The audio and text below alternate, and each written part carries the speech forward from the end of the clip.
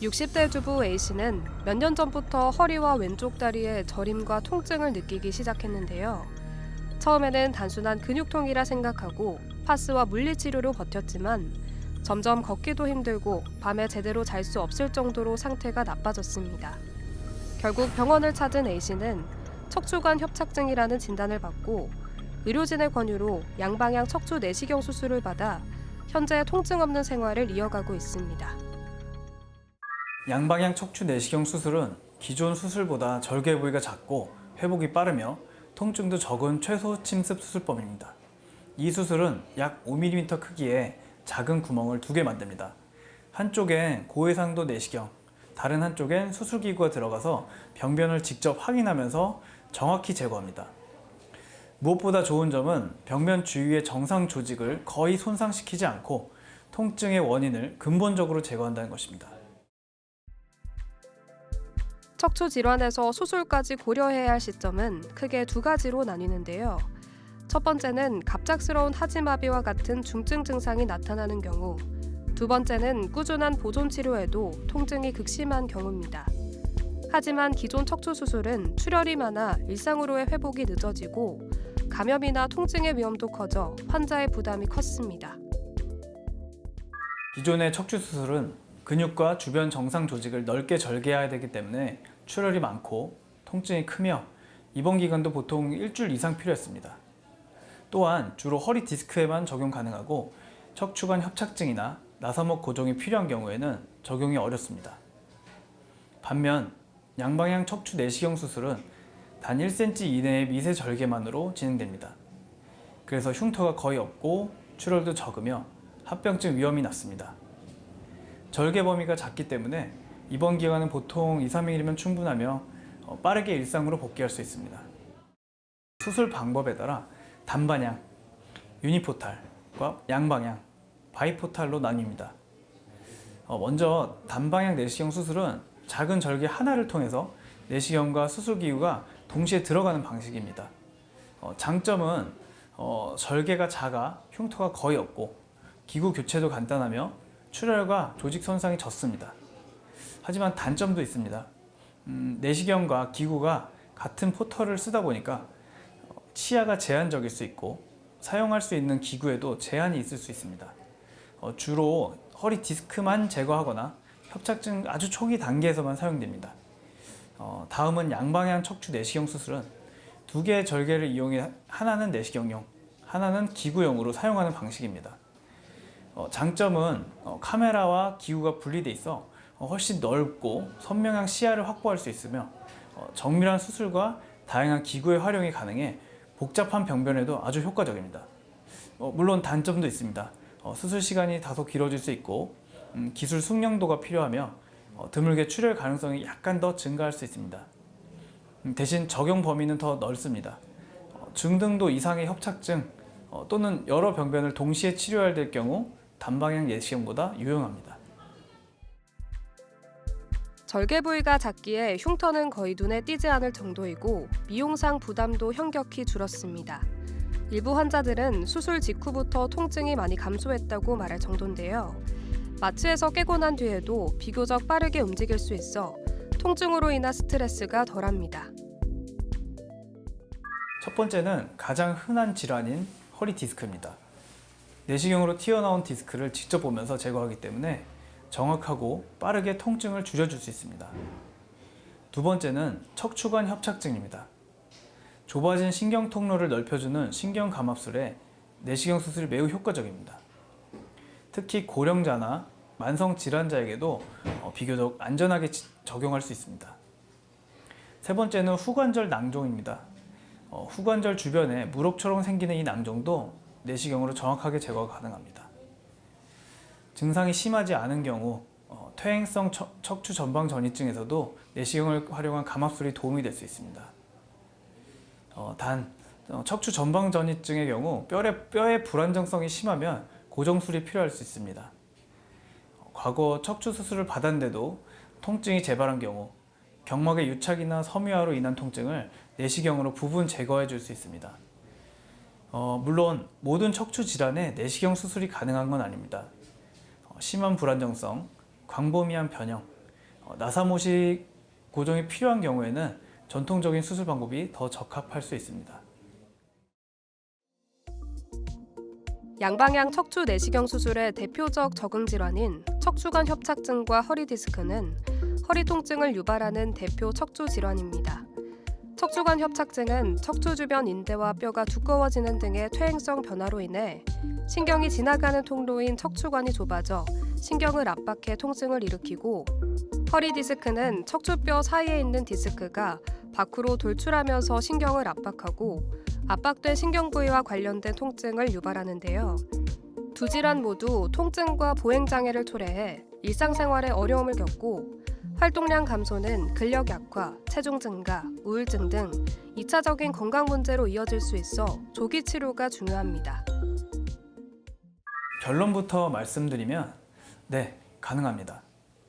양방향 척추 내시경 수술은 절개 범위가 작고 출혈이 적기 때문에 고령자나 만성 질환을 가진 분에게도 비교적 안전한 수술 방법입니다. 또한 이 수술은 부분 마취로도 진행이 가능해 전신 마취에 부담을 느끼는 심장질환, 당뇨, 고혈압 환자에게도 시행할 수 있습니다. 절개가 작고 회복이 빠르기 때문에 수술 후 보통 2-3일 이내 퇴원이 가능하고 빠르게 일상생활로 복귀할 수 있습니다. 물론 수술 전에는 기저질환에 대한 정밀한 사전평가가 필요하고 내과와 마취과와의 협진 체계도 갖추어야 합니다. 또한 고령 환자의 경우 수술 이후의 재활계획과 운동치료도 함께 고려해야 합니다. 양방향 척추 내시경 수술은 나이와 질병으로 수술을 망설이셨던 분들에게도 새로운 선택지가 될 수 있습니다. 정확한 상담을 통해 환자에게 꼭 맞는 치료법을 함께 고민해 보셔야 합니다.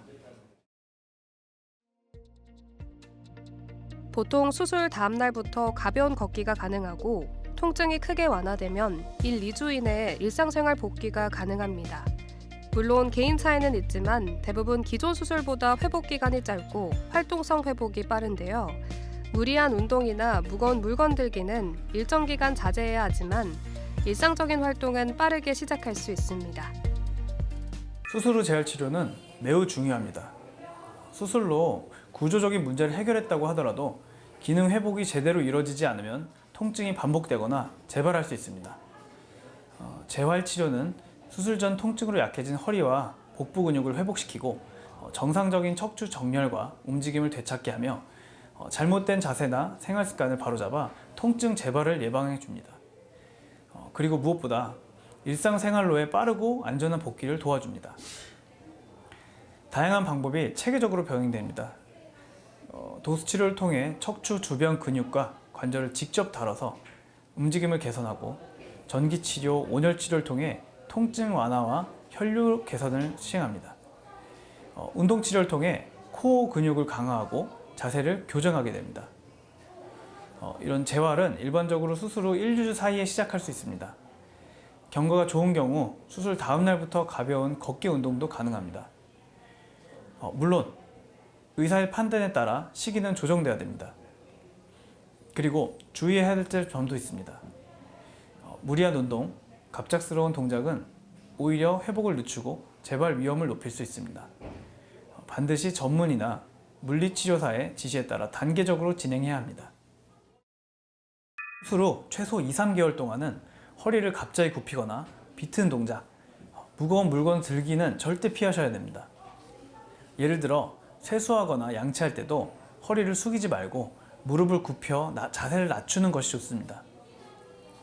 앉을 때에는 등받이에 기대고 허리를 꼿꼿하게 지지해 주세요. 장시간 앉아 있는 것은 피하고 자주 일어나 몸을 움직여 주셔야 합니다.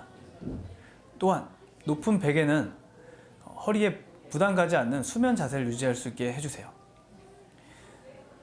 수술 후 통증이 줄었다면 걷기부터 시작해서 서서히 운동 강도를 높이는 것이 중요합니다.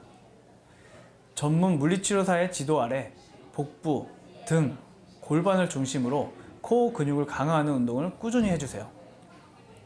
흡연은 척추 회복을 방해하고 디스크 퇴행을 촉진시킬 수 있습니다.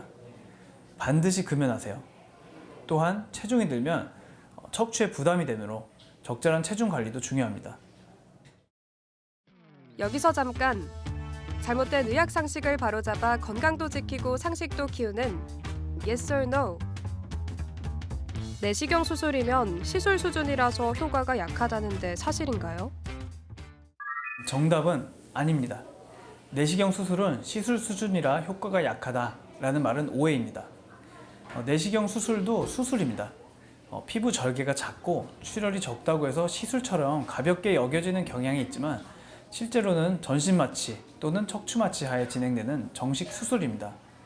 수술 범위는 작아도 디스크 제거, 협착 부위 감압 등 중요 치료를 충분히 수행합니다. 적절한 환자 선정이 전제될 경우 내시경 수술은 기존 절개술과 유사한 치료 성과를 보여줍니다. 잘못된 의학 상식 깨치기. Yes or no 두 번째. 최소 침습 수술법으로 모든 환자의 회복 속도가 빠른가요? 정답은 이것도 아닙니다. 많은 분들이 최소 침습 수술을 받으면 회복이 무조건 빠르다라고 생각하시는데요. 사실은 그렇지 않습니다.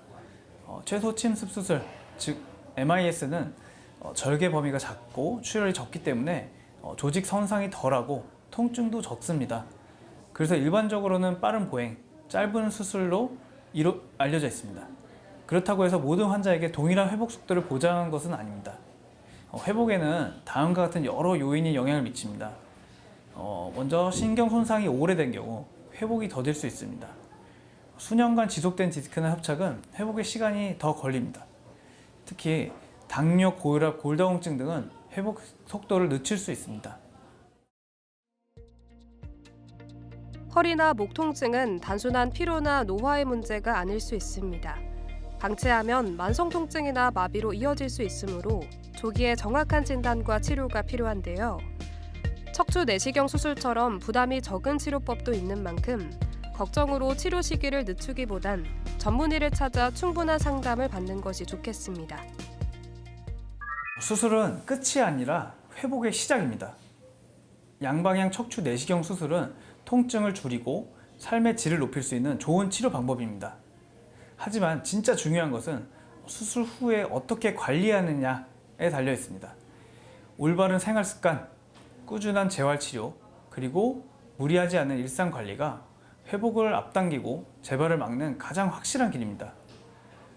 또한 수술을 결정하기 전에도 충분한 상담을 통해 내 몸에 맞는 치료인지 숙련된 의료진이 시행하는지 신중하게 판단하는 것이 중요합니다.